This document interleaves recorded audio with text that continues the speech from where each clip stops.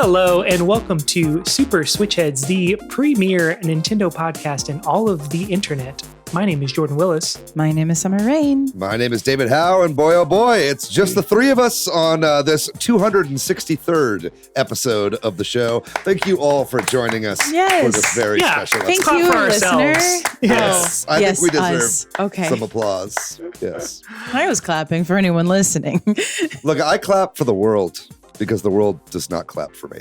That's not true. Today we're going to be talking about the Nintendo Direct that aired. We are recording this Tuesday evening.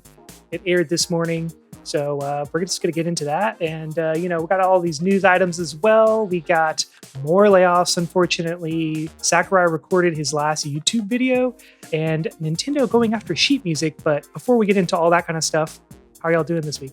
Yeah, I'm doing good. It's been a pretty good week. It's been a lot of stuff. I'm glad that we waited to record this episode because I feel like usually we have episodes come out like a week after the Direct because they usually drop on like Wednesdays, Mm-hmm. So it dropping on a Tuesday, we're like, hey, if we just delay, we can actually like hit this a little bit closer to it. So that's exciting. But yeah, just went to Houston for some treatment today, and that's going okay. I only have one more of those. I'm on my penultimate treatment at MD Anderson Cancer Center. So that's fun and good. It's all looking good. Blood work looks good. But yeah, that's about it for me for now. I'm good. I can't complain. So I've kind of teased this to like my inner circles. I just started a new job in, my new city. Maybe in 3 months, I'll let you know where specifically I work. But jobs are like babies. You're not supposed to publicly talk about it because, I'm not going to use the word that you use for that, but yeah, that's fair. I think I know what you're talking about. Yeah. So, but I'm enjoying it. What I will say is that I take the train every single day that I go in. I don't have to go in every single day, but when I do go in, I am a train commuter, and I hope I never get tired of it because I got that autism that every single time I'm on that train, I'm like, oh gosh, it's the train, and I every single time too. This is the part where it's like it's a good thing I don't go in every single day because every single day so far that I've had to go in, I walk past an H Mart that is open on my way home. And it is so hard to not stop every single time because it's easy. And I got a little bit of time before my train leaves to get onigiri and sake for my train ride home. And I'm living the dream. Who needs to go to Japan? I got onigiri and sake on the train right here. Yeah. I'm by a whole bunch of like Asian markets as well.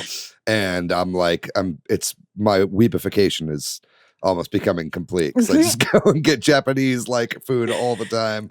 Also planned a Japanese trip that I'll be going on pretty soon. So I'm definitely leaning more towards that as well. That's awesome. That's fantastic. Yeah. I'm reading a Murakami book, and you going on the train and drinking sake and eating onigiri is very beautiful. I'm a little bit jealous. I also just like public transit that works effectively is very nice. Kind of getting a little bit over it in Austin at certain points. Yeah. We love public transit. We love a walkable city. Yeah. It's so nice. I'm sure there is some days, like I'm feeling it right now with the heat. Like we are in a heat bubble right now. But understanding that like everybody else is also sweating. Like that's my main grievance when I sweat is like, oh, I'm so sweaty. But like if everybody else is sweaty, I feel like I don't care as much.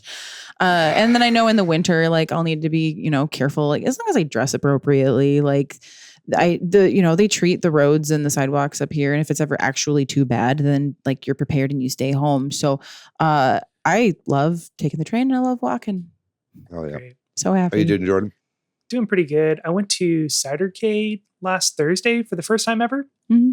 Pretty cool. I mean, for the price, feels about right, I think my favorite part was, they have a lot of classic games, but they have a lot of the Japanese like music rhythm games, really the weird ones. I really like the Cube one. Probably my favorite. Just as a drummer, the rhythms make sense to me, and so that I played that a bunch. And I'm like, for $12, I would spend way more than $12 playing that game. So it's a pretty cool deal.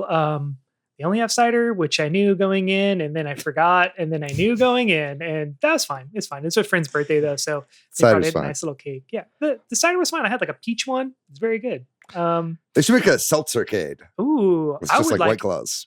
Just have a barcade. Just have a bar. Just that would, yeah. It's a very funny, the opposite of like pinballs, where it's BYOB at the original one, which feels very dangerous, but it just happens. I don't know. Anyway.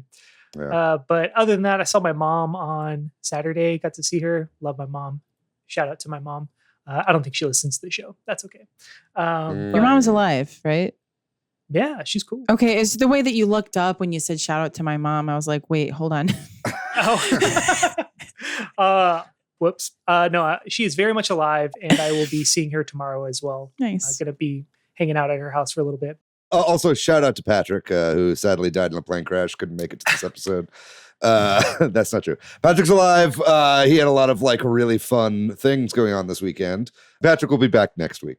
So next week, when it's this section again, he'll have a lot to talk about.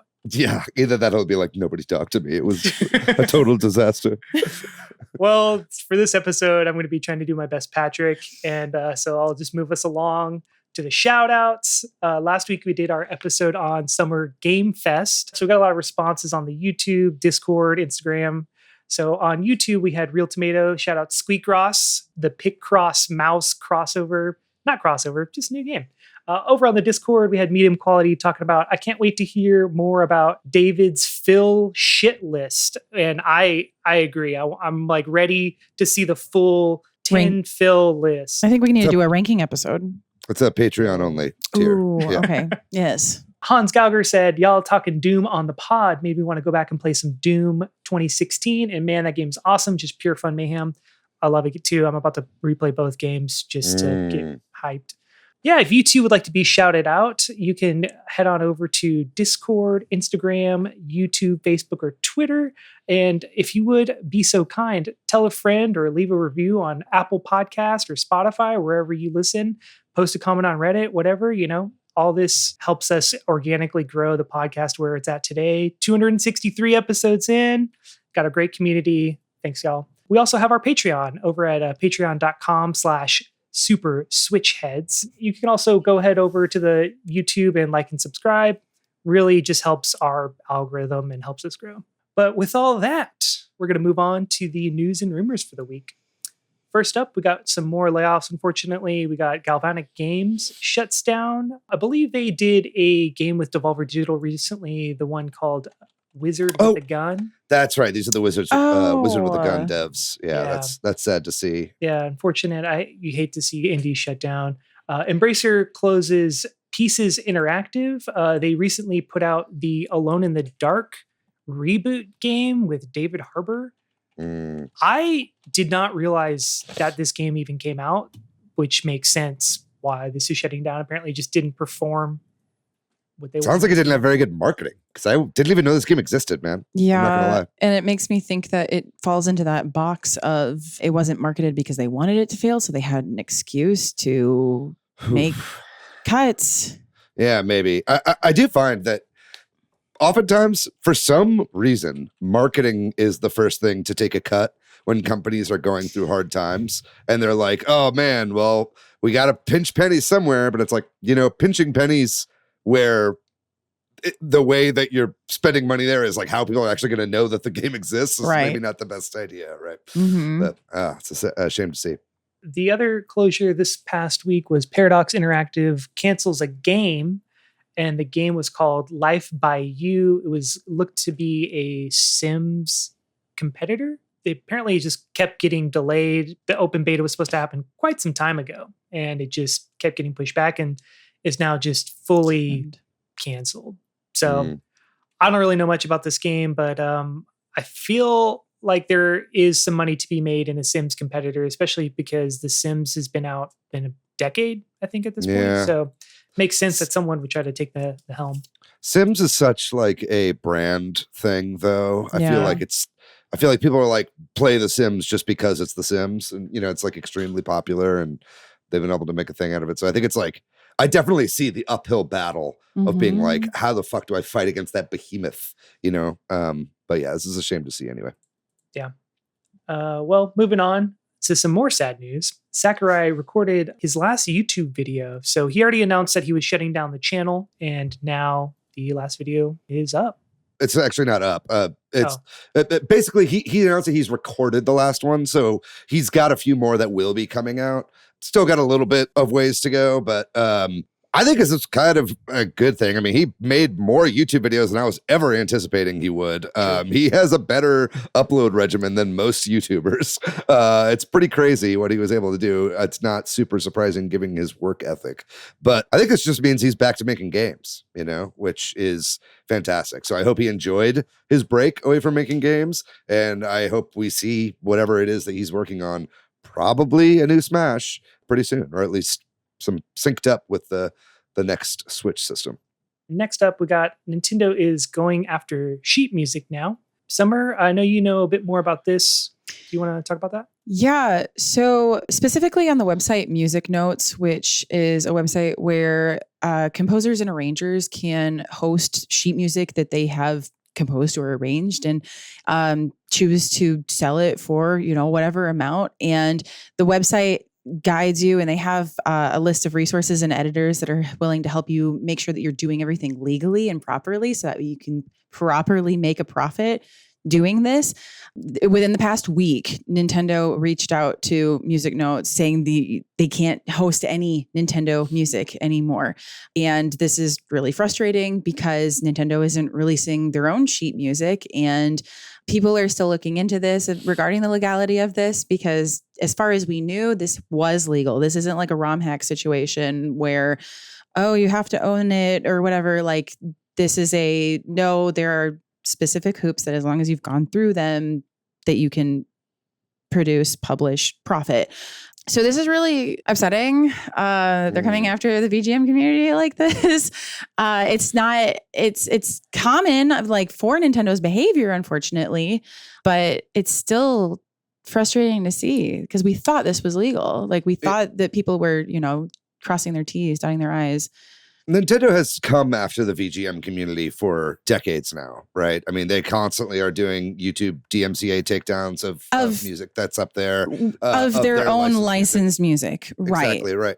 And this is a little silly because, the original artists were actually getting paid because they were licensed, right? So the original artists were getting cuts from these sales going up. And all this is going to do is drive more people to pirate this kind of stuff as well, right? You download PDFs of this stuff instead of actually paying the people purchasing who... it. Exactly. Put the work in. This is a really dumb move. This is definitely a trend. We're starting to see a lot more. Nintendo's gotten really DMCA happy lately, and I hope to see this stymied soon. Curious what their angle is at the end of the day, because like you were saying, the artists were getting paid. Why now of all times? Do we think maybe something might be coming along the pipeline? I don't know, but I just doesn't feel good. Sometimes there is, sometimes Nintendo will take down a fan game and then they make Samus Returns, right? But most of the time they just do it just to be dicks. Yeah. And so that's you never know with Nintendo, and that's just kind of what this feels like. Mm-hmm. Moving on to some other drama in the community. There was some drama with a leaker named Midori, who, David, you were explaining this to me before the pod, more of this drama. Can you fill us in? I don't know all the details about this, and nor do I think I would even really want to get into all the details, but I thought it was definitely worth bringing up because we've quoted Midori on a lot of recent leaks, and actually a lot of their stuff has actually been true and right, and a lot of stuff about this direct ended up coming from Midori. But yeah, Midori basically was a leaker who presented themselves as a Japanese woman and was recently outed or was found out to be someone who went by the name of Mystic Distance, who is not a Japanese woman and is a guy, right? And I think some people were actually pretty offended by this because he would use broken English in posts in order to further prove that he was this Japanese woman. So that was a little sus and not very cool. And also apparently this person had a lot of, issues in the past. So this was kind of them still trying to be a part of the scene when they had kind of been brought out of the scene. Anyway, it's a lot of drama that I really don't want to get into any past that because I don't want to just drag anyone's character for no reason. And then secondly, I'm just not a member of that community. So it's hard for me to really speak on such things.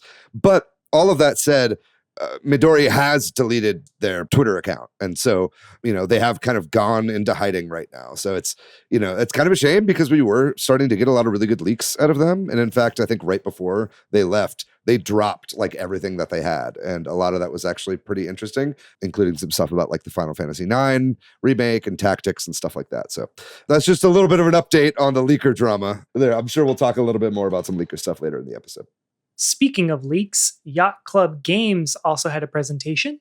They showed off Shovel Knight, Shovel of Hope DX. They announced that there's a new Shovel Knight in development, and there's a new trailer for Mina the Hollower.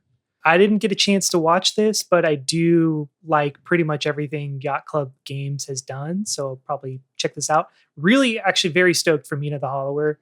I'm really here for the Game Boy Color era of games. Game Boy Advance, pretty cool, but something about the stylization of Game Boy Color just kind of hits this in between 8-bit, 16-bit. Yeah, but anyway, did y'all have a chance to watch this? Yacht Club actually does really good video production, and they're a really great studio, so that's exciting. I do know that the new Shovel Knight that's in development, they said is going to explore a new dimension of Shovel Knight.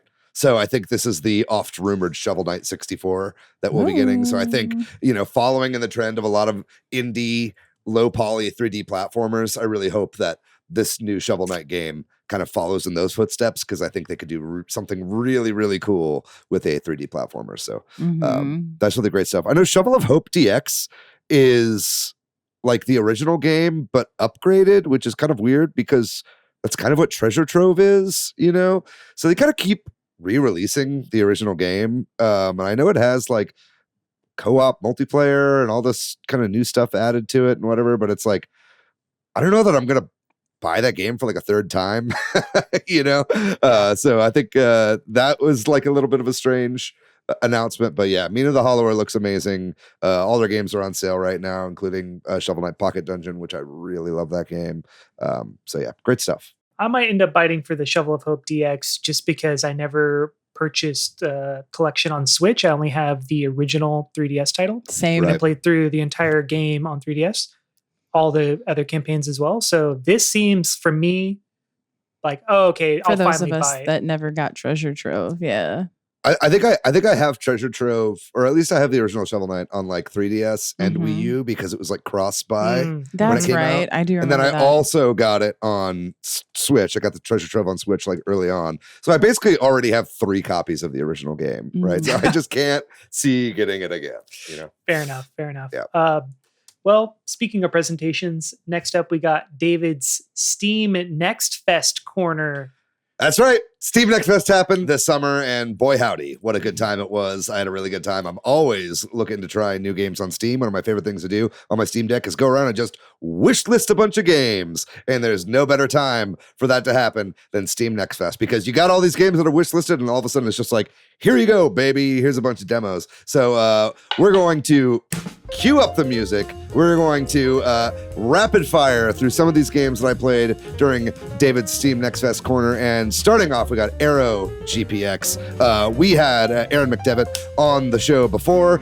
Aaron is the developer of the game, and he had a brand new demo out for Aero GPX, which was super fucking fun to play. It had a whole basically like Grand Prix in it. I think it was 4 races, maybe 5.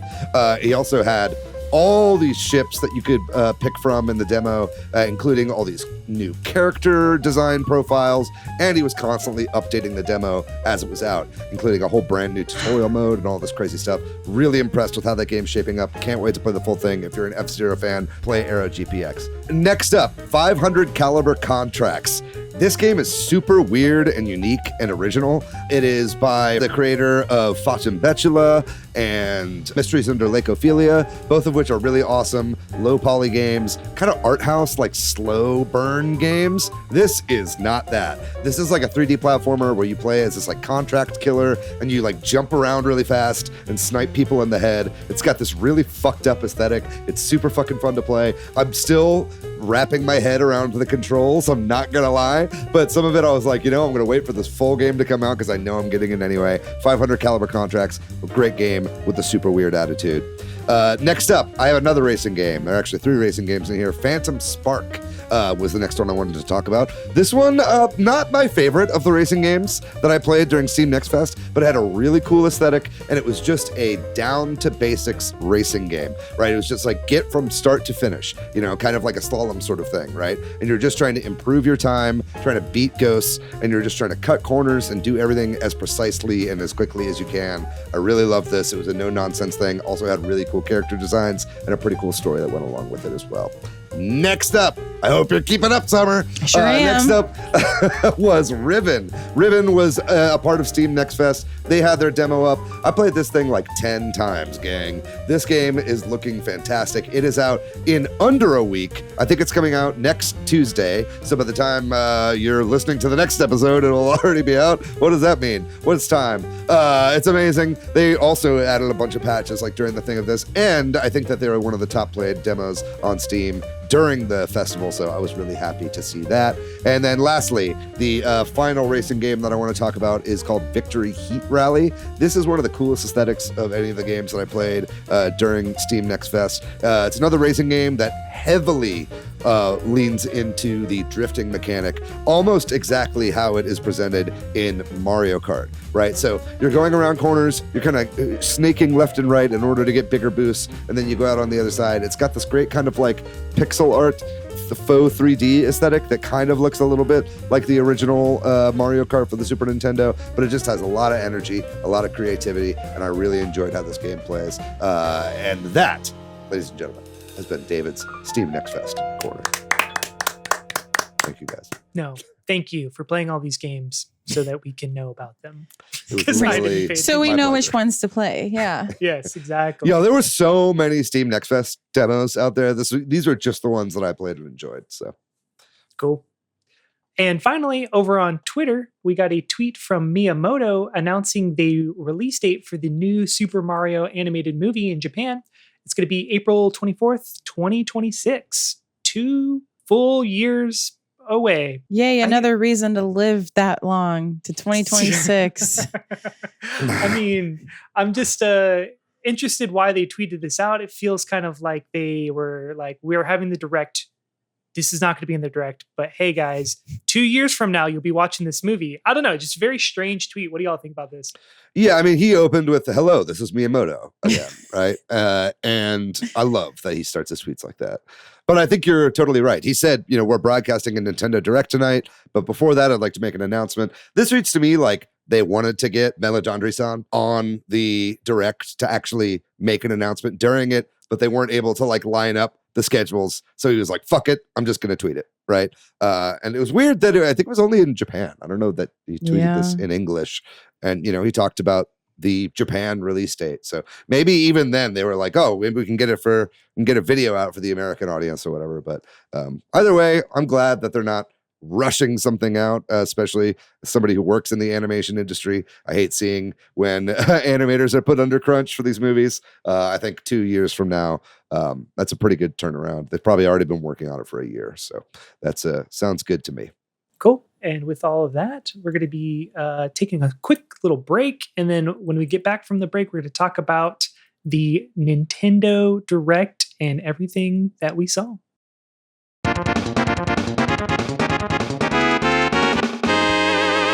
So we finally got it. We got the Direct that we've been talking about for feels like months at this point. There's a lot of rumors swirling around the past couple weeks, especially with Summer Game Fest going on. It really felt like the Direct was imminent. We just didn't know specifically when. Last week started hearing rumors of a Tuesday release, and lo and behold, here we are, June 18th. And feels pretty good. So what'd y'all think? Yeah, I think it was good just as far as like being close to the other stuff, like you were talking about Summer Game Fest. I think if they had waited another week, I think it would have felt a little bit weird. As of now, it still feels recent enough to where I'm like comparing it to all the stuff in Summer Game Fest, where it's like, where I could be like, hey, Nintendo won E3 this year. You know what I mean? Like, I think Nintendo had like a really good showing. I think Xbox did as well, right? But it's like, it was close enough to where it felt like it was all kind of like part of the same thing and far enough away to I wasn't like completely overwhelmed the week. And we were able to eke 2 episodes out of it. So that's kind of nice. Mm-hmm. Yeah. But yeah, overall, I thought that this was a pretty awesome showing. I think I'm seeing online a lot of the reaction is people are like really, really, really digging this direct, and I think for the most part, I'm with them. I don't know that I don't know that this was quite the David direct that I was hoping it would be, where there's just like a bunch of David-ass games that I'm really excited for. Mm-hmm. That said, there's a bunch of first-party stuff that I was not expecting that really blew me away, Sure. and we'll be talking about a lot of that. I think that Zelda game, chief among them, just incredible stuff. Yeah. I can't wait to talk about it. And then, I mean, any direct where you finally get Metroid Prime 4. Dude. Yeah. I mean, that's, how could I not love that? Right. Mm-hmm. So yeah, it was a pretty great time for me. Yeah. For me, I feel like this was a pretty Jordan direct, and I wasn't really sure that could be done with my pretty specific Nintendo favorite franchises. So this was great. I mean, totally unexpected, really out of left field. Some of these things I just didn't even hear rumors about. So I like to be surprised. I love to be surprised, man. Overall, I was pretty happy. Very interesting selection of games in between like the main tent poles. But yeah, Summer, what'd you think? Yeah, I sit somewhere. I hear what y'all are saying, and I echo some of those sentiments. As far as them choosing like when to air it, I sit somewhere along the lines of anytime I realize that not everybody is watching every single announcement like some of us are. When there's certain announcements that are included that I've already seen this weekend, there's a part of me that's like, man, I already saw this as a new announcement.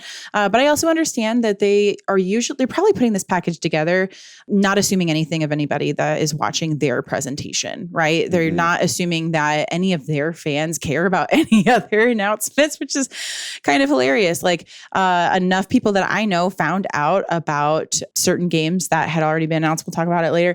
And I was kind of surprised that they hadn't already heard about it from all the hype from the weekend with some of these titles.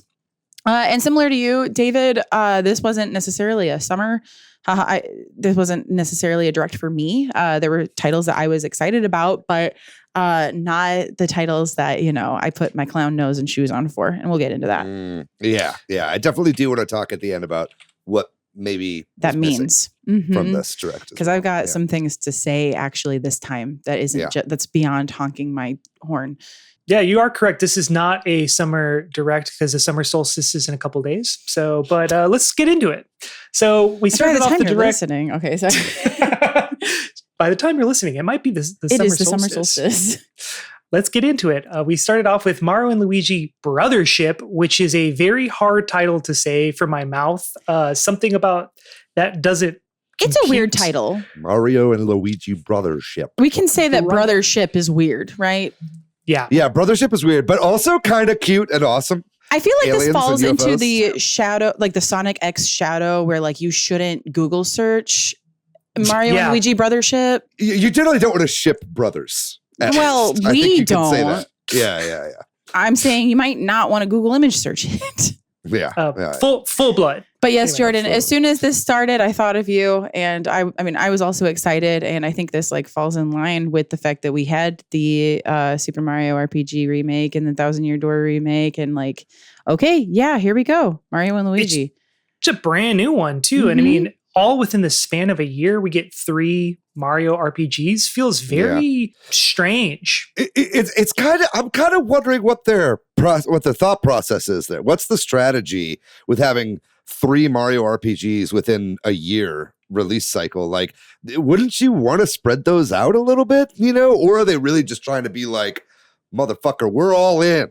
I mean, 2 of those are re-releases. So maybe the re-releases were priming us for a new game. Maybe that's what they were thinking. But I'm a little worried that people are going to be like, well, I'm still working my way through Thousand Year Door, and I never even finished the Mario RPG remake. I don't even know if I'm going to try this one. Yeah. Like I'm worried it's going to backfire. Right. Hopefully not. I mean, this definitely looks, out of all of those games, like the most of its own kind of thing, and its own kind of game, rather than just like, here's another Mario RPG with turn-based battles. Like, this looks like it's got a lot of really cool stuff in it past that, right? And the art style is really good. I mean, what do you think of it's kind of like cel-shaded? It's got these kind of thick outlines. Yeah, I think they did a really good job of translating the original artwork that they used for the Mario and Luigi games to a 3D space. Totally. Yeah, totally agree. I mean, I'm super stoked because I never thought we'd ever see a Mario and Luigi game again. And I love the Mhm. franchise. Once Alpha Dream died, I'm like, well, that's it. No more Mario and Luigi games. So I was just genuinely surprised to see this game even exist and then like make the jump from 2D to 3D. Mhm. Super interesting. And one of my favorite parts about the Mario and Luigi games is the world exploration dungeons. It's very interactive.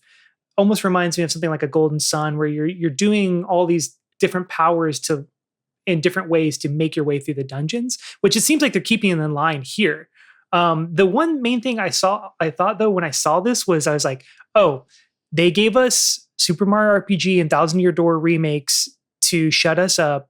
And now we're never going to see another RPG Paper Mario game ever again if they're rebooting the Mario and Luigi franchise, because they're not going to have two Mario RPG franchises going at the same time. They've I said don't know. that I don't I don't I think agree. they think we will. could. I think we can expect 3 Mario RPGs every year for the rest of time. Yeah. I I think the one more thing that I want to say about this is, with the whole wondering about the 3 coming out in the same year. And I think, they've come out in kind of in line with the movie. And then we just got an announcement for the next movie. I think maybe it's a focus on the characterization of Mario, and maybe they're finally willing to actually lean into that more instead of Mario just being kind of like a blank slate mascot-y character. I think this is a willingness because of what movies are, right? Yeah. That this is them wanting to maybe double down a little bit, or at least be more willing to say, no, Mario actually is a character with a personality, and wait, so is Luigi. Now we can talk about, like, what a better time to talk about them as characters with personalities than when we're trying to push out blockbuster films. Yeah, I think that's a pretty good take. I think I agree with that. But either way, I think this is cool. It's a very bold way to start the presentation. And I just wonder who the fuck is developing this. This is a very Nintendo thing where they don't say who it is that's actually working on this. They shut down the company that did it. traditionally made these. So, well, this again, we're probably just going to have to wait and see until like a week before, because I don't think anybody... This didn't leak. Nobody knew this was happening. This kind of came out of nowhere, and it seems like it's pretty much done, right? So they really kept this thing under wraps.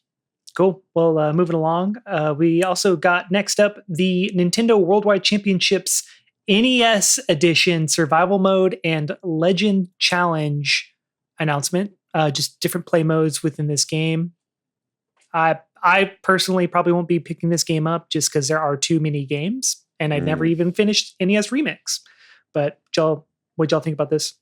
I did finish NES Remix, and I will be picking this game up day one. In fact, I bought the special collector's edition of this, and I'm very excited for this. This looked great. I mean, it looks like they're doing everything except for putting Mario 35 mode in this game, and I'm like, you're so close. Just put it in. Just put the fucking mode in there. You could do it. You could just put the fucking mode in there. Nobody would be mad. Everybody would be really happy, actually. Right. But anyway, I think it looks great. There basically is a battle royale in this. You just play against like ghosts of other players and whatever, like using their high score data that's uploaded to the leaderboards. So I don't know. This to me is looking really, really good. I'm super excited for this game. I love taking something that already exists and turning it into a new kind of game. So anytime you take an old game and kind of like repurpose it into something new, that makes me really excited. So I'm pumped for this thing. I can't wait. Can I get a point of clarification from y'all on what was new about this announcement that wasn't in the original announcement of the game? Yeah, it was those modes. It was like the Legend Challenge and Survival modes. Got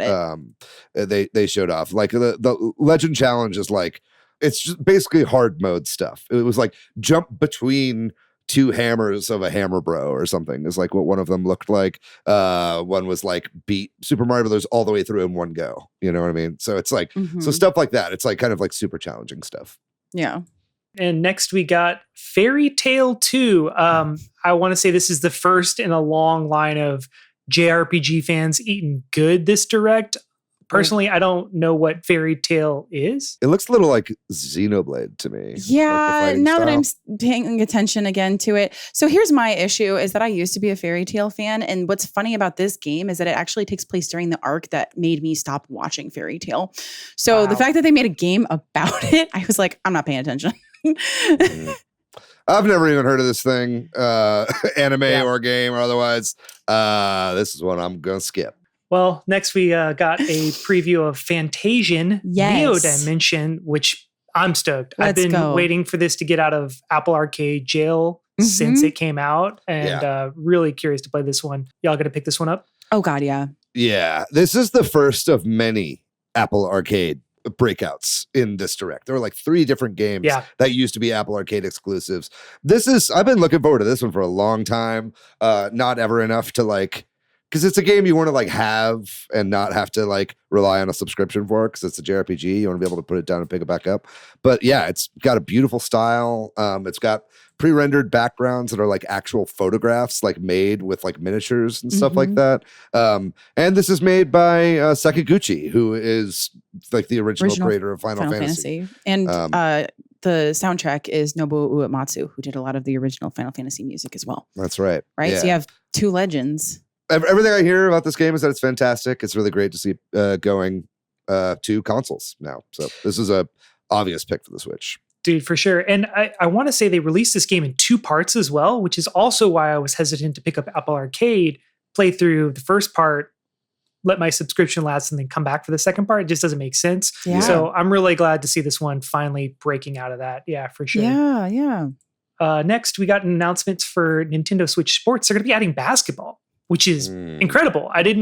I thought this game was done. Yeah, this What is do y'all very think? fucking random, man. This is like a 2-year-old game at this point. You know, I'm not complaining. In fact, I'm really excited. You know, I think like, you know, this shows that they can add maybe even more games down the line. Yes. You know, especially given that they've sold so many copies of this game. But, you know, this will be a great reason for me to pick this game back up, because this game is a lot of fun to play online. And it just kind of fell out of favor with it, or fell out of favor makes it seem like it offended me for some reason.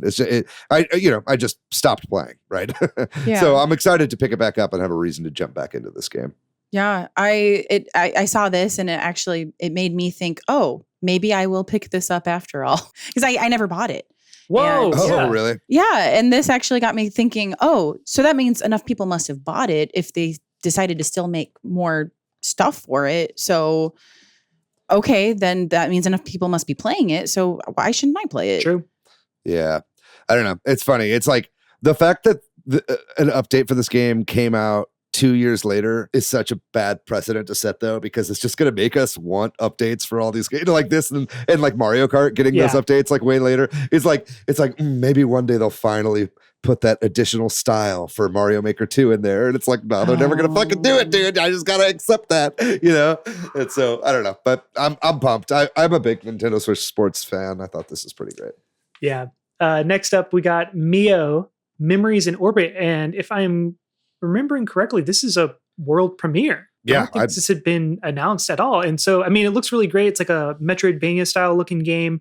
Honestly, when I first saw it, I was like, oh, this is looking like Silk Song, but with like very beautiful watercolor graphics.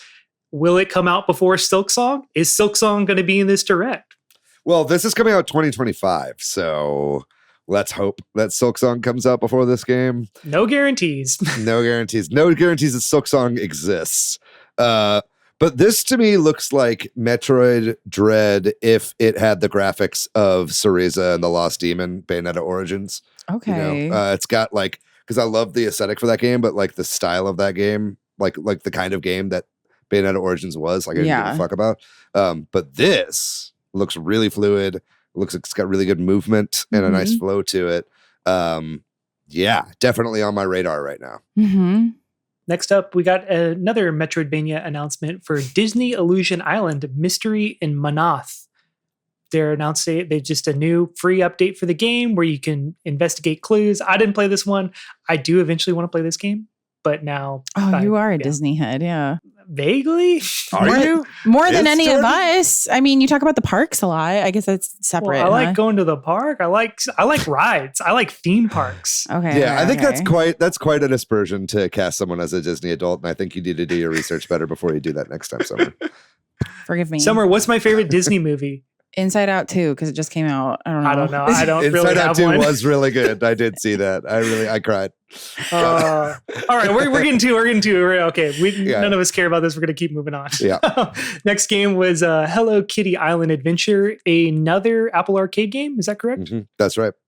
Yeah, I have not played this game. I don't know what it is. Looks kind of like a Animal Crossing style game. Yep, it's like an Animal Crossing clone. I've actually heard this game is good, and is a really good game, especially if you like Animal Crossing, and you like Sanrio characters, right? Yeah. And it makes a ton of sense for there to be a Sanrio Animal Crossing because there were Sanrio products in Animal Crossing, Right. New Horizons, right? Makes me think that maybe we'll get an Animal Crossing update for the Hello Kitty game. Yeah, maybe. That would be really cool. I mean, I think it actually looks really good. Yeah, I was watching it and I as was a like, resident damn. Sanrio head, I'll probably Yeah. get this. Yeah. So I don't know that I'll pick it up, but if you pick it up, Summer, maybe I'll play your copy. Maybe we'll see. Yeah. Yeah, same. I would play someone else's copy just to check it out. It does look super adorable though. Yeah, It looks good clean. graphics too. Yeah. Yeah. Totally. What doesn't look so great is Looney Tunes Wacky World of Sports, looking like a PS3 game. PS2, God. And maybe that's what they're going for, but It looks like cell damage for the GameCube. Yeah, straight up. That makes a lot of sense. I mean, This makes sense to have this as a game. It looks like you get to play as all your favorite Looney Tunes characters in different sports. I mean, the fact that it's not a Space Jam crossover is really weird, but whatever. Yeah, good point. After that, we got an announcement for Among Us. They're adding some new roles. I didn't even know they added roles to Among Us. This makes me kind of want to go back and start playing a little bit of Among Us. Do y'all still play or? not with frequency, but like it's definitely a great thing that you're easily able to pick up with friends, right? And so a new update is a great excuse to hang out with friends you don't always hang out with.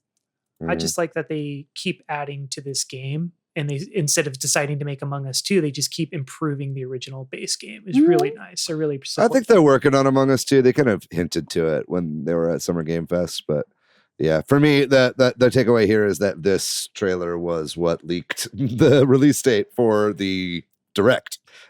We knew it was coming out on the 18th because this got posted early to their YouTube page. So it was, whenever it showed up, I was like, yep, that was right. That's why we pay attention to leaks. Mm-hmm. Thank you, Inner Sloth. Next up, we got our technically first farming sim of the show called Farmagia. Careful. Farmagia. Yeah, I feel like I'm saying a slur when I say this. That's why I was hesitant. Yeah. Also, the world is called Felicidad. And I was like, really? All right. Okay.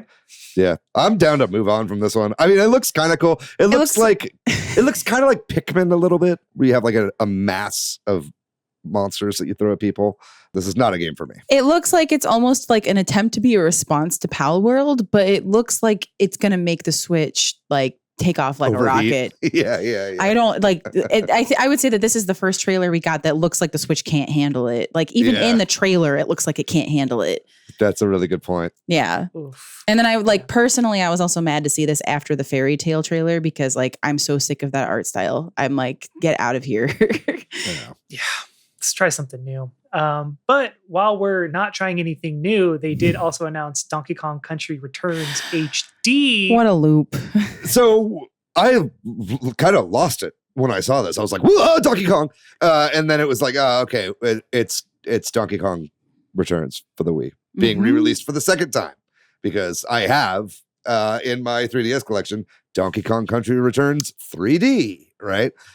Which this is basically a port of the 3DS version because it is just upscaled, right? So this is basically the Luigi's Mansion 2 of this Direct, which is fine and good. And I'm glad it's coming to the Switch. If you haven't played this game, absolutely don't question it. Just get this game. Just pretend it's a new game. It's fucking fantastic. You're going to love it. Like, if you liked Tropical Freeze, I think Tropical Freeze is a better game, but I think this is still an amazing game, right? So there's no reason for them not to release this. What threw me was that it's coming out like January 2025. You know, for me, this was like an obvious, like, shadow drop it today. Yeah. It's out. I would impulse buy it. You know what I mean? Like, I would be like, oh yeah, whatever, $60, fuck it. Because I'm just a Donkey Kong fan and I love this game. Even though I just played through this on my Steam Deck in HD, just emulating the Wii version, right? But I think because it's coming out like over 6 months from now, I think I'll have time to not want to play it. By that point, I don't know. We'll see. It was just strange that they pushed it so far out. You're right, because you had the hype of like seeing Donkey Kong when we haven't seen a Donkey Kong announcement in so long, and then to get blue balled for a port for 6 months from now. Yeah. And it's just, I just will never understand Nintendo's process for pricing and remastering games, because this is another Retro Studios game that this is probably going to be $60, and they're releasing it months from now. And Metroid Prime Remastered was like a huge ground up, basically remake of that game, released for $40 and released day of.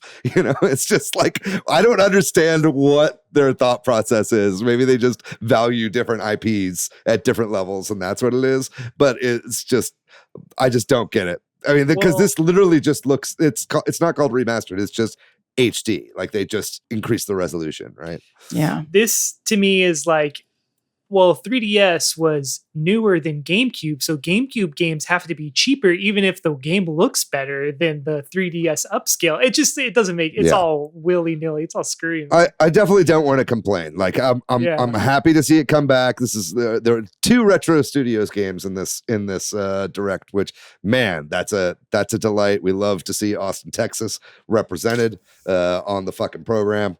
But yeah, if you haven't played this, absolutely you should play it whenever it comes out. Great game. And then after that, we got another HD remake announcement. Well, not a remake. Different caliber, a little bit. Caliber. Just a little bit. More of a remake, less of an upscale. Remake. Yeah, Dragon Quest 3 HD 2D remake, with also the shadow announcement of 1 and 2 coming as well. Insane. Absolutely insane. What's even funnier about this announcement is that later on in the day, Team Asano tweeted about how basically addressing all of the complaints that they were getting from people about how maybe they announced the Dragon Quest 3 HD 2D remake a little too soon, because from the time that they announced it to the time that like we're finally getting a release date, like they were like, this shouldn't be a surprise. It's taken us 3 to 4 years to develop every single game, but I guess in the future we won't tell you, or something. Like, it was very funny. Also, they're doing 3 games at once here. It's not just one. Yes, game. And that was my reaction, was that's why it took so long, is because they were holding it to their chest of 1 and 2, and then to give us that little. So we would love it if you would play these games in the order of 3, 1, 2. Like, okay, like we just got an official like play order. Well, that is like, apparently 3 is a prequel to 1. Chronologically, they do go 3, 1, 2. It's just, I just don't get why these games are literally called, like this game is literally called Dragon Quest 3 HD 2D Remake. Like that is the title of this game. Like the full official Team title. Asano. Yeah. They just fuck up every title. Dragon Quest 1 and 2 HD 2D Remake is the title of that game. It's just so weird. You let Team Asano touch anything and the title is going to be fucky, okay? That's crazy.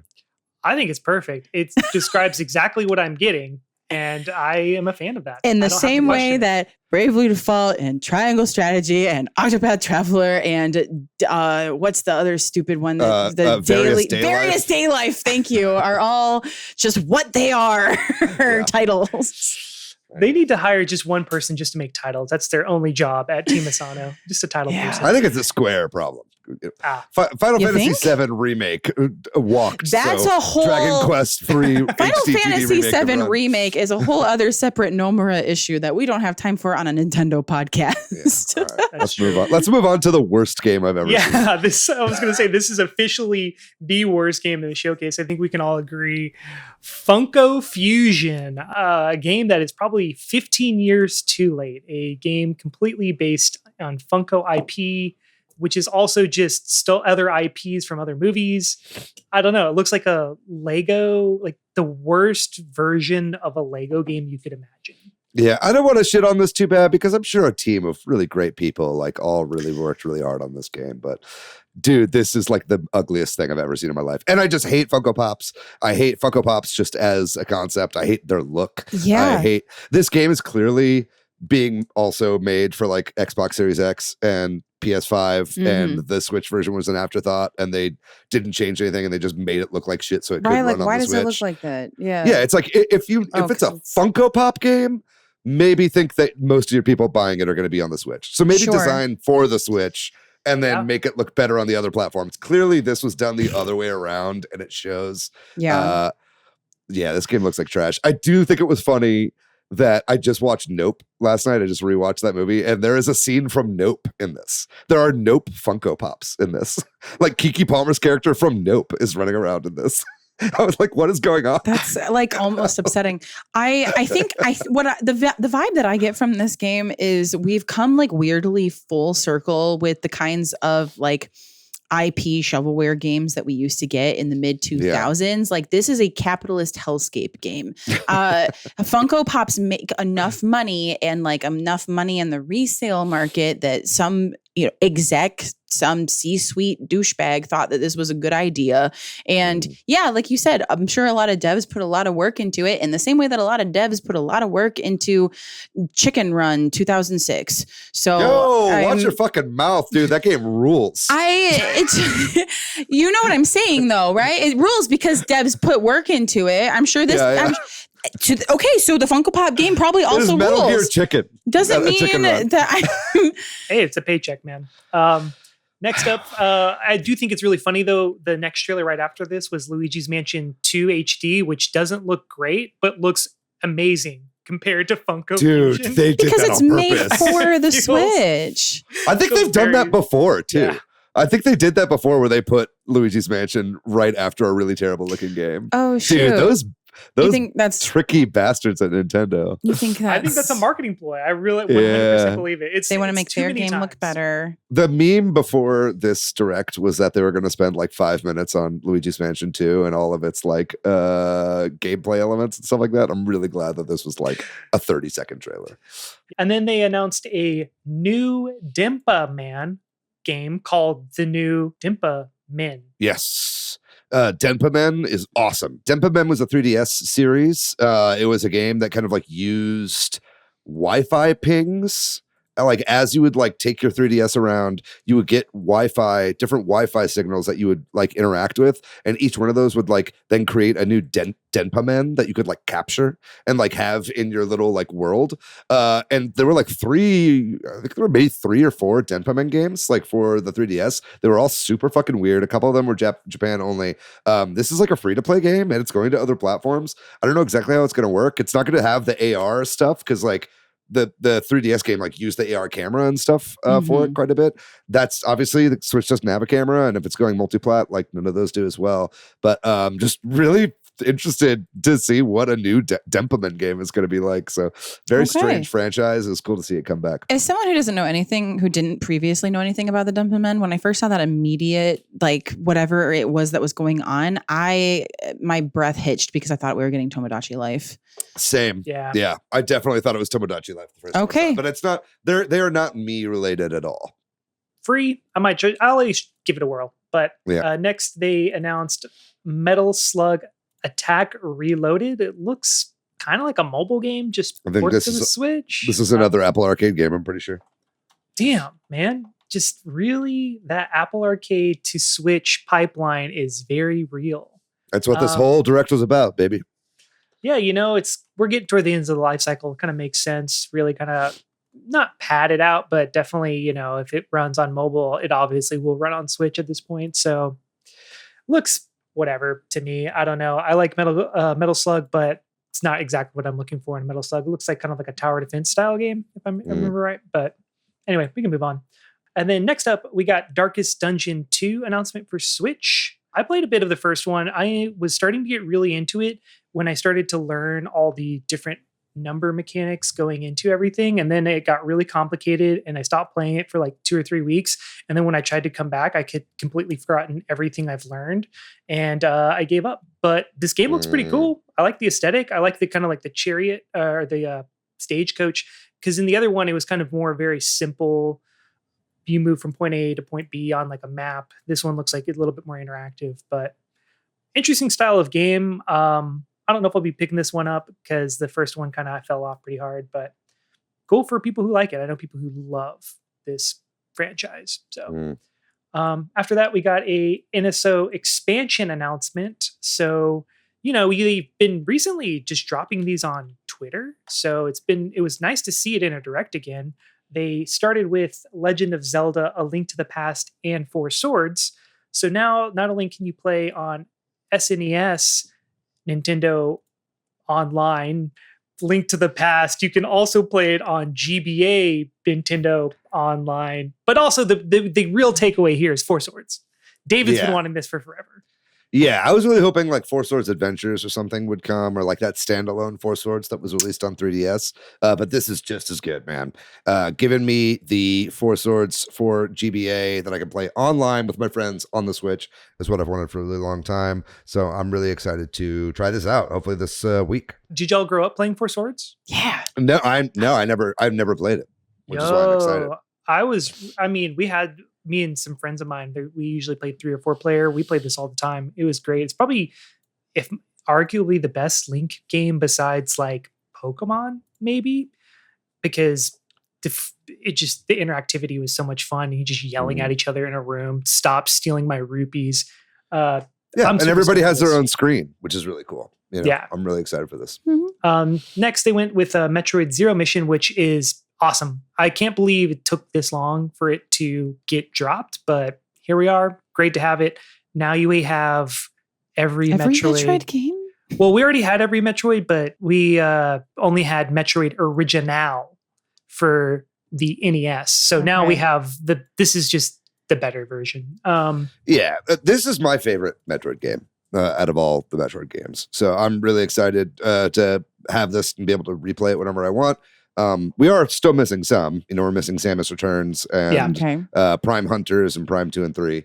But as far as like the 2Ds of like the pixel art style, we got everything now, which is really nice. And then after that, we got for the N64, we got 2 games coming. We got Turok Dinosaur Hunter and Perfect Dark. The bigger announcement that wasn't really made super clear is that there is a new bespoke Nintendo Switch Online, Nintendo 64 Online Mature 17 Plus collection. Let me say exactly how they said it in the presentation. It said, and soon coming to the new Nintendo 64, Nintendo Switch Online Mature 17 Plus collection of games. I was like, what? What does that mean? Every day, Nintendo marketing outdoes themselves with how they decide to refer to their fucking games. Isn't it just nutty? I thought that was crazy. Anyway. I couldn't even announce it. I couldn't even tell you what it was. It's word salad, dude. It doesn't. It's really crazy. It's great to see Perfect Dark on here. I've been playing Turok, the Night Dive remaster of like the PC port, basically. On my Steam Deck, and I don't think I could play the original N64 version. It's probably super jank at this point. I'm sure the controls are fucked. It was like a launch game. It was like a really early. It wasn't a launch game, but it was like I think it was the first person shooter on the N64. It was like within the first year that the N64 came out. I'm sure the controls are dog shit. I'm sure it's like impossible to play. So that is kind of a wash. If you want to play that game, play the remaster. I think that's also on the Switch, to be honest, the Night Dive version.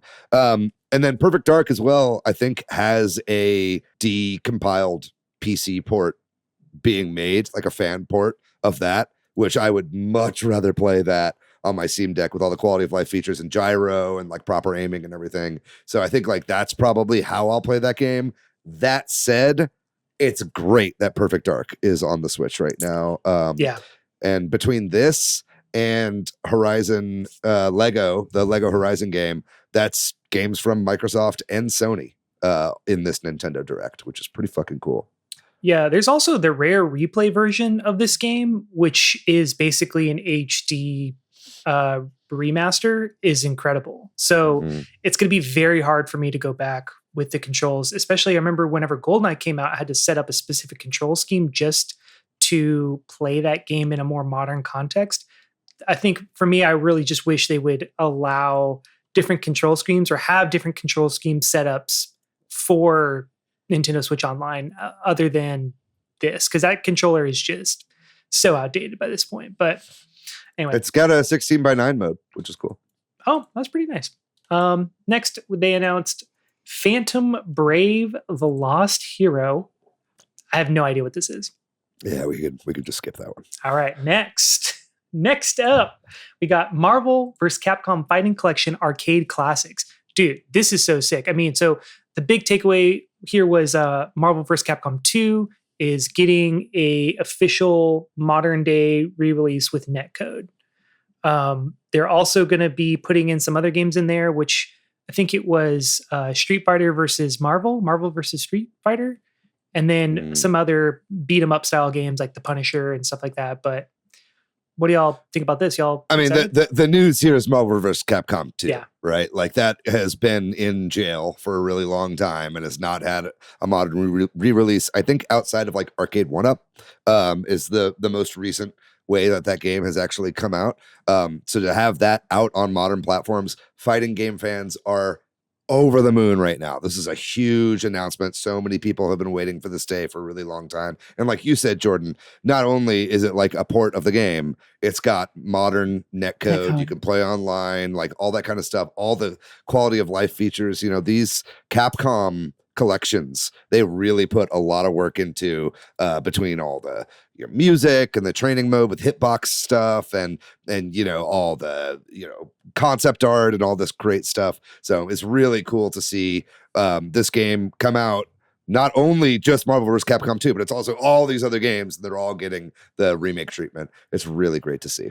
Yeah, just real quick, I got the games in front of me. It's X-Men Children of the Atom, Marvel Superheroes, X-Men versus Street Fighter, Marvel Superheroes versus Street Fighter, Marvel vs. Capcom Clash of Superheroes, Marvel vs. Capcom 2 New Age of Heroes, and The Punisher. Those are all the games that are being included. But great collection, really stoked. Next, we got a brand new Super Mario Party Jamboree game. What'd y'all think about this? I never played the original Super Mario Party for Switch. I just played the remake one. Yeah, it's interesting that it is. I didn't even realize this. It is it's called Super Mario Party Jamboree. Yeah. So it's like there was So I guess Super Mario Party is stuff that uses like the motion controls, right? Okay. And then just Mario Party is like the traditional button controls. I'm realizing that they have that because it's like the logo has like the super in it from the original. So anyway, that's strange. This looks pretty fucking awesome. I think it looks great. I think this is the third Mario Party on the Switch, so that makes sense. I mean, they pump out Mario. I think every Nintendo console has had 3 Mario Parties on it, right? Or at least maybe not GameCube, but like N64 had 3. I think maybe it did have 3 actually. Anyway, they pump out these games like a motherfucker, right? But it also, I think this proves that we'll never be getting DLC for any of the Mario Party games, right? Even though we're being trained now to expect DLC 2 years later. But this has the most boards of any of the new games, so that's nice. It's got a couple remake boards and 5 original boards. So yeah, it looks pretty great. You can play as Ninja as well, which I think is excellent. Oh yeah. What are you guys' thoughts on this game? I never played Super Mario Party, mostly because I heard, you can't play it with a Pro Controller. You can only play it with the Joy-Cons. Joy-Con. Thank you. I want to say the nunchuck, and I'm like, that is like 3 generations ago. What year is it? Yeah, exactly. I don't know, but I think if there's any franchise where you want to use the motion controls and nunchucks, I mean, like Mario Party makes sense for that. It makes sense if that's what the gameplay is. Like that you can't use a Pro Controller. It's because the controls aren't for a Pro Controller. They're for a Joy-Con. I also just refuse to buy like a second set of Joy-Cons, and so I'll just be passing anyway. Damn, do you only literally have 2 Joy-Cons?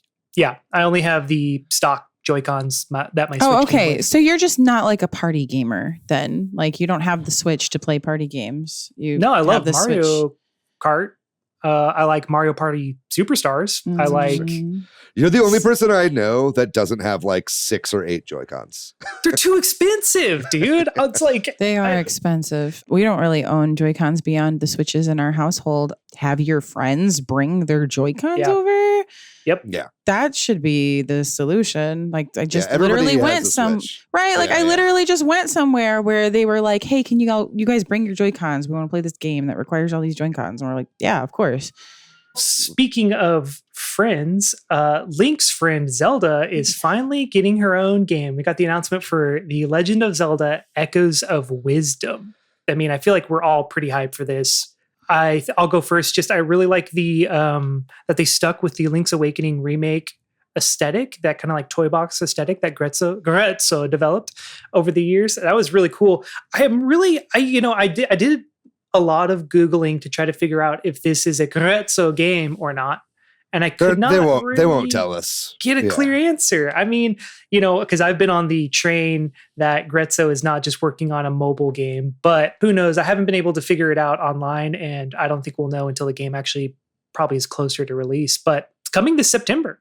Yeah, I mean, this is fantastic fucking justice and vindication for Papagenos, who a little bit of behind the sausage here. That's definitely the expression.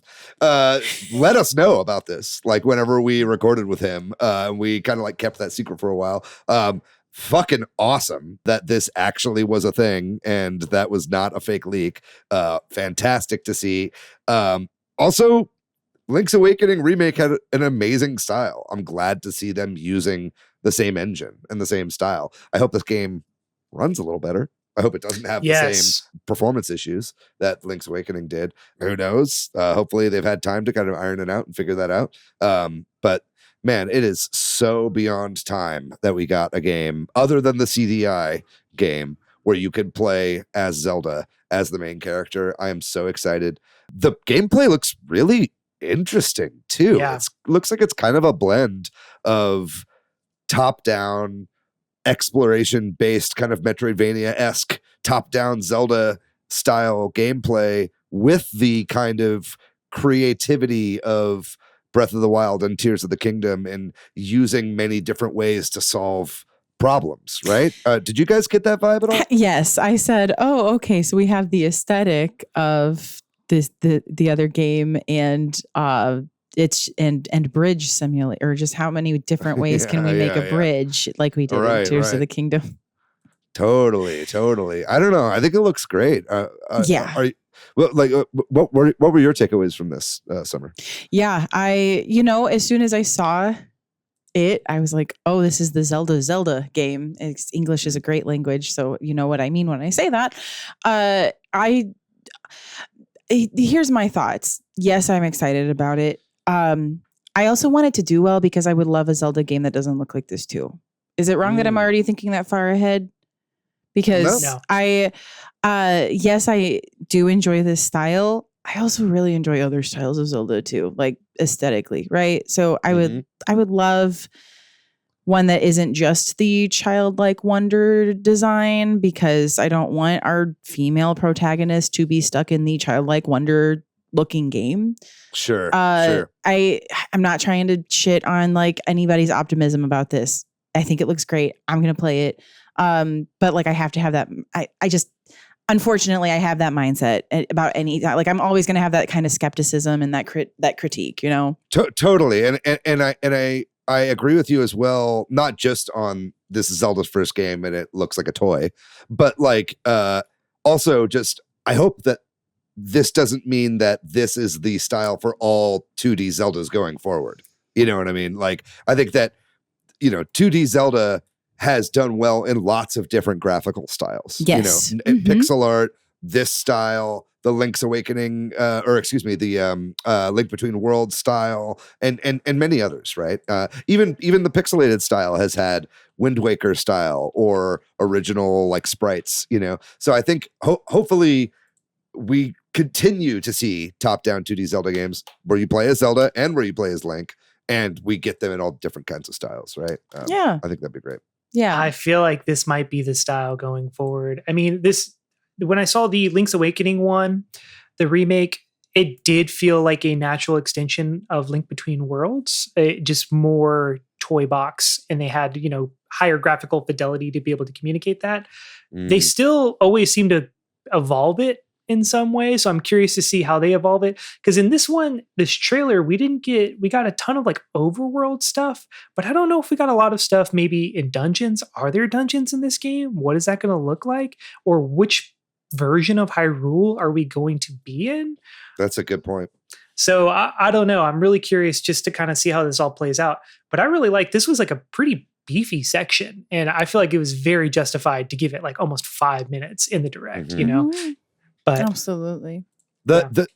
What's interesting to me too is what is combat going to be like? It's almost like there is no combat. It's like there's combat, but it's like getting monsters to fight on your behalf almost. It's like it's entirely spells based is what it seems like, which I think is actually really cool because that's what Zelda is. She's like the magic user. She's like the spellcaster, right? But it's just like, is that going to feel good? You know, like it's like, I need to get my hands, like I want my hands on this game really bad just so I can like know how it feels to play. You know? Yeah. I was noticing in the top left corner, you know, there is the equipment section where the equipment arrows, and the rod is one section out of 4. Right. So there are 4 arrows for different items. So I'm going to assume there's going to be other types of weapons or items to use. I just don't know what that means. I feel like this is like a very basic early, this is the most exciting feature of the game type of trailer, and we're going to get more as it goes on. Totally. Yeah. But right after that, we got Just Dance 2025. Next. Hey, you can finally dance to Basket Case by Green Day. After that, we got Lego Horizon Adventures. Again, I mean, we already saw this. We talked about it last week on Summer Game Fest. So I feel like this is a skip. It makes sense that it's coming to Switch, but I mean, I don't think it's going to run nearly as well as a PS5. But speaking of games that don't necessarily run as good on the Switch as it does on the PS5, they also announced that Stray is going to be coming to the Switch. David, you played Stray? I did. I really enjoyed Stray quite a bit. I thought that was a pretty amazing game. So I'm glad to see it come to the Switch, but yeah, I mean, this is where you really, again, it's like watching this, you could just hear the Switch creaking under the weight of this game, you know, like a lot of that game is atmosphere and tone and how beautiful the city looked. And I just feel like a lot of that atmosphere is missing on the Switch version, you know, which is a shame because I do feel like the premise and gameplay of Stray really appeals to Switch owners. I agree. Yeah. It's totally. just not set up for this kind of chipset, you know?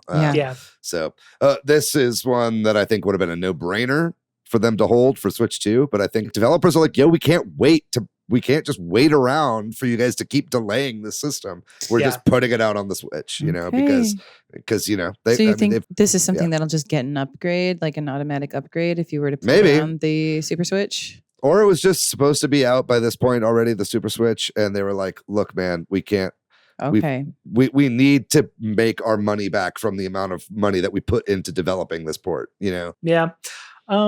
Next up, we got our second farm sim of the Direct. This one is Tales of the Shire, a Lord of the Rings game. Which we've known about, but I was so excited to see more about it. I was already excited about this game. Getting more focus on the food during this trailer got me even more excited. Yeah, I think this game looks pretty great. Yeah. You know, I just like seeing the Lord of the Rings franchise kind of expanded out into different genres besides action and hack and slash. Yes. So, developing the brand in that kind of way. Absolutely. Yeah. Next, we got preferred podcast guest Jay's favorite announcement of the Direct. I'm just making that up. I don't know if it was his favorite announcement, but Ace Attorney Investigations Collection. One of these games has not been released in the US, so that's like a big deal. I think one of them was released here, and then the second one was Japan only. So this will include both of them, which is great. I think what really drew me into this too was I had been playing Ace Attorney on my 3DS, and I really like that graphical style. This one, you can switch between the two different graphic styles, the new one and the old sprites. And I just, if any remake or revamp does that, I'm in. Yeah, you usually don't see that with the graphics, right? You usually get that as an option for music, not really so much the visuals. So I thought that was really interesting. But then also you can access all of the concept art like as like a collection within the game too, which is really neat. Yeah. This is a super aside, but the new Rugrats game, have you guys been following that at all? There's a new Rugrats game coming out that is a NES game. Like they made the game for the NES. It is an NES ROM that they made basically. And it's getting an official release. But then the version that's coming out to Switch also has a layer that you can turn on, which turns the NES sprites into full new graphics. That plays on top of the NES game that you're playing. It's really crazy. You guys talking about switching between new art and old art reminded me of that. And it's just cool that there's new NES games being made and releasing in the year of our Lord 2024. Is it Adventures in Gameland? I think so. It's whatever the new one is. Yeah. That's wild. I mean, the future's wild. This kind of thing would not be possible like 10 years ago. So it's really cool. Totally. Yeah, it's really great. Yeah. So next up, we got a game by the Danganronpa. Dang it, Grandpa. Absolutely butchered that. Developers, the 100-line Last Defense Academy.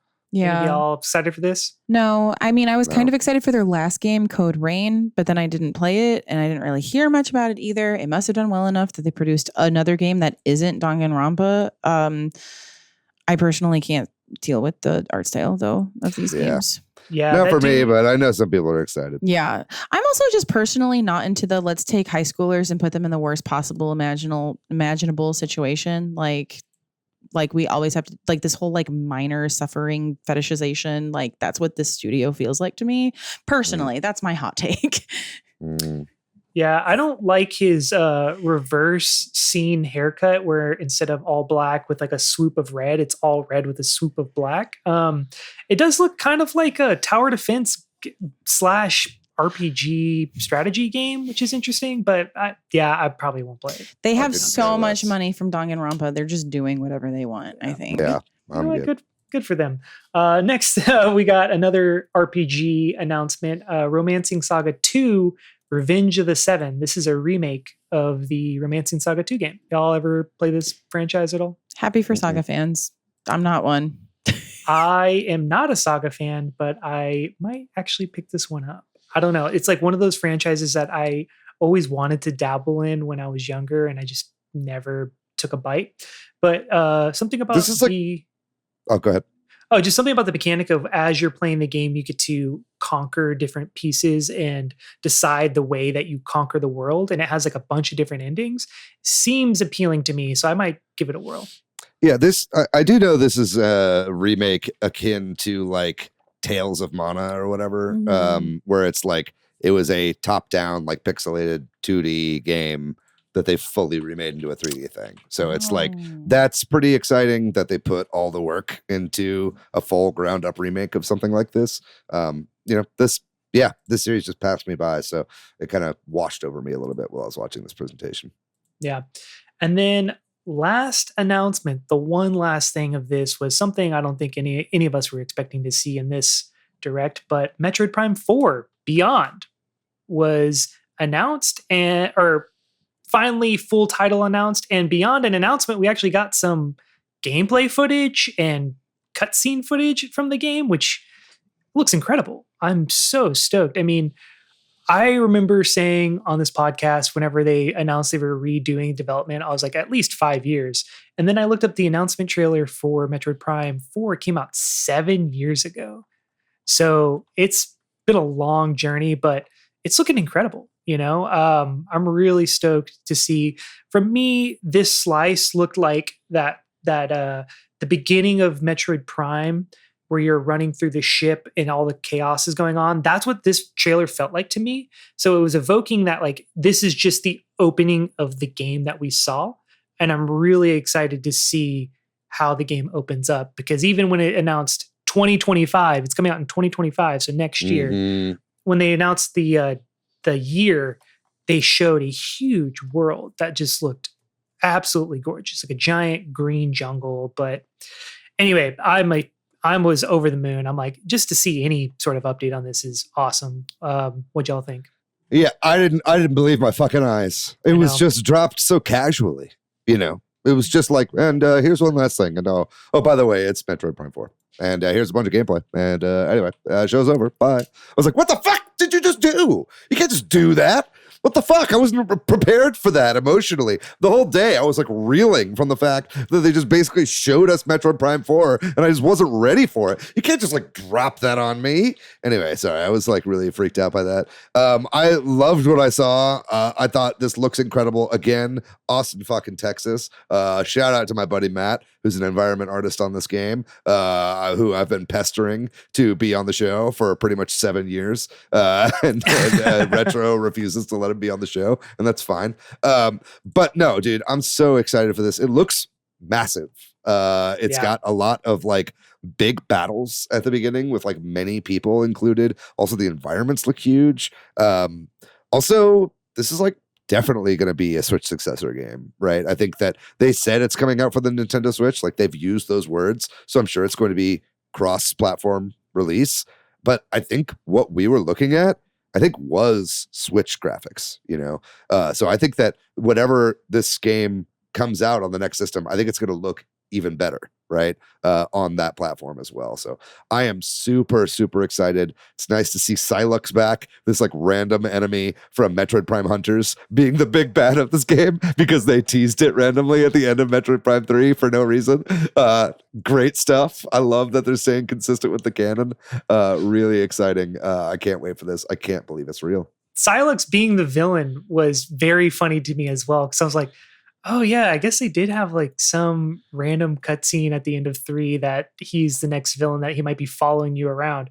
They totally could have just ignored that. It's been long enough. But no, they're like, no, we are sticking to the canon. Which I think Dread did something similar too, where they stuck to the canon with the X Parasite. And you know what? I for a game company that doesn't care about canon, for one franchise to be very on point with the canon is kind of nice. I really enjoy that. And then I also was reading around, and apparently Psylux is also in Metroid Prime Federation Force, the game I refuse to play. But apparently there is a cutscene where Psylux gets Metroids, which is also seen in this trailer. Psylux just coming through the door with 2 docile Metroids hanging out by the side. I'm like, okay, what's happening here, man? Looks so cool. I can't wait to watch a 30-minute breakdown of a 2-minute trailer. But I mean, that was it, man. That was incredible direct. I mean, a lot of surprises there. Very end of the year or end of life cycle kind of direct. There's a couple of Japanese direct games that we didn't get in our direct. David, did you want to talk a little bit about those? Yeah, I mean, I'm not going to talk about all of these, but you know, they got Ace Combat 7, this really fun looking game called Buto Bird, which is like another dog fighting game where you're like slamming into people. Just a bunch of really cool looking stuff. A lot of it didn't really catch my eye, but some of it did. But it's definitely worth checking out the Japanese directs just to see some of the different stuff that's in there. So in addition to some stuff that we didn't get that was in the Japanese direct, there was just some obvious MIA games, Silksong being one, F-Zero, Fire Emblem. There was like really no shadow drops to speak of, and really didn't get any of the Zelda HD remasters, which, you know, we got any Zelda games, so it's kind of a wash. But I don't know when those fucking things are coming, man. It's feels like it's way past the point for them to be here. Maybe they just, you know, maybe we just talked about them too much, and they're like, "Fuck you, you're not getting them." Yeah, I'll speak to. There has been a lot of talk and whispers now, specifically about the Fire Emblem genealogy of the Holy War remake that we did get as a leak back when we got the Fire Emblem Engage leak. But the whispers are that it's been canned, that it's been shelved. Shit. And now the rumor has moved on to that, like, we're thinking that the Tellius games are actually what's going to be remade, which is Path of Radiance and Radiant Dawn. But I'm not, I don't know who to believe. I don't know what to think. But having had how many directs now where we were actually expecting, and it had been like rumored from quote unquote reliable leakers or whatever, that we were getting a Fire Emblem announcement and it hasn't happened, tells me that either every leaker is full of shit or it's been canned. Yeah. I don't know. I could very well just be they're holding it for, or they're holding it for the next Switch. I don't know. I'm interested in how many games Nintendo has just like outright canned, especially after they've put a lot of work into it. I mean, obviously there's a really famous one with Metroid Prime, but I don't think they got very far in development. Yeah. You know? So Either way, I mean, there were a couple shadow drops, but no really big ones. No like Nintendo ones, right? But anyway, I still think it was pretty good. If we had to give this a grade, what would you guys give it? Objectively, probably like a B minus. Subjectively, it's an A for me. I mean, if you can put Mario and Luigi, a top-down 2D Zelda game, and Metroid Prime in like one direct, that is like hitting 3 very specific notes for me personally. That those are all games I love and some of my favorite types of Nintendo games. So for me, it's got to be an A just because it hit all the right notes for me. Even if some of the games in between I really didn't care about, the ones I did hit enough for me to give it that. Yeah, I think objectively and subjectively, it's a B for me as well. Again, because this wasn't a direct for me. I have to acknowledge though that there were a lot of great announcements that came out of this direct. But like for me personally, just looking over the entire list of all of the games, I think the real main standouts for me personally are Mario and Luigi, Fantasian, Mio, and The Legend of Zelda Echoes of Wisdom. Yes, there's a lot of other great things in there, and I'm very happy for all of the folks that are very happy for a lot of those other titles. But those are like the ones for me, right? Totally. But I'm excited enough about those that like, yeah, B is appropriate.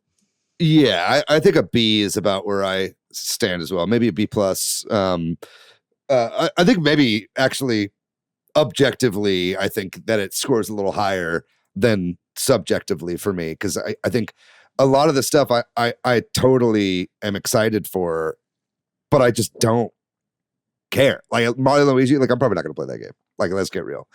I've never played a Mario and Luigi game. I don't know that I'm going to play this one, right? A lot of the stuff, Donkey Kong Country Returns, like 6 months from now, man. Yeah. Look, I've just played that game 3 times through already. I played it through on 3 different platforms, so I'm super excited to see Donkey Kong Country, but I just don't know, I don't even know if I'm going to buy that just like to support the franchise. You know what I mean? Like, I don't think I should also have to do that. You shouldn't. So Nintendo is a big company. Anyway, I'm really excited for Zelda, and I'm really excited for Metroid, and I'm excited about a lot of stuff as well. But yeah, for me, this would be a B. Yeah. Cool. So what do you think it means for the future of the Switch? Give me the Super Switch. Yeah, we're ready. This whole thing felt like very end of life cycle, and I was genuinely surprised to see so many brand new game announcements. The last direct felt very filler, and this one actually had a lot of meat on the bone, which is interesting to see. And it makes me wonder if they had enough time to figure out what will actually run on the Switch that we have now that we've had to delay the Super Switch. Yeah. And then figure out, okay, cool, this is what we can release this year just to have something on the books. Yeah. Say that we went out with a bang. Mm-hmm. Really cool, though. I like to see that they are letting the Switch go out with a huge catalog right at the end. But anyway. Yeah. Well, I was surprised. I was honestly surprised to see so much shit. Yeah, totally. Yeah. Well, with that, we're going to go take a quick break, and then we'll come back with the games that we've been playing.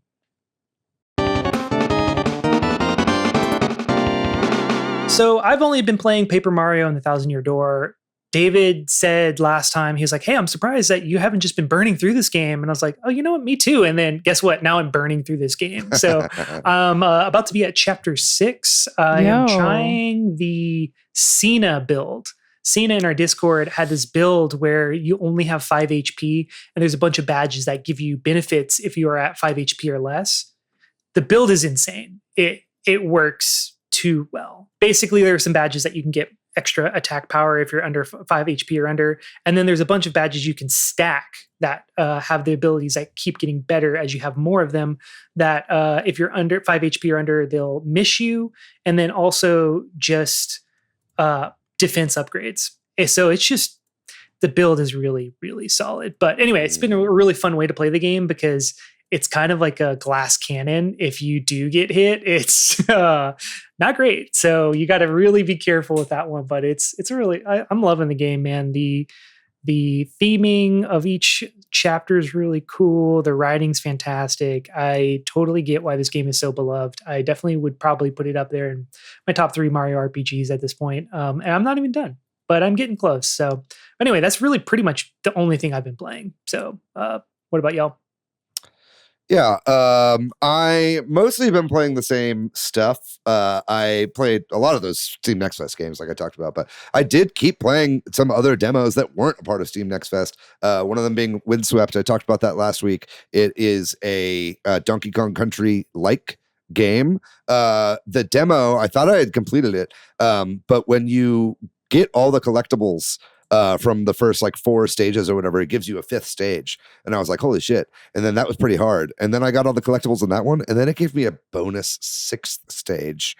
And that stage is fucking impossible. It's like so hard. I'm playing it right now and I'm like, I just keep dying over and over and over again, but it's like I keep getting slightly better every single time. And so I'm like, man, they not only did they nail the like aesthetic and the game feel of Donkey Kong Country, but they also took the difficulty that the series is known for and like ramped it up even further. And I feel like this last level I'm on is not like what most of the game is going to be like. It definitely feels like a bonus level for the hardcores, especially since it was kind of like hidden in the demo. But holy shit, guys, I'm very excited for this game when it drops next year. Another game that's coming out next year is The Big Catch, and I've been playing the Big Catch tackle box like prologue to that game that they released. This is again technically a demo, but it's just so enormous that I wanted to give another shout out to this game.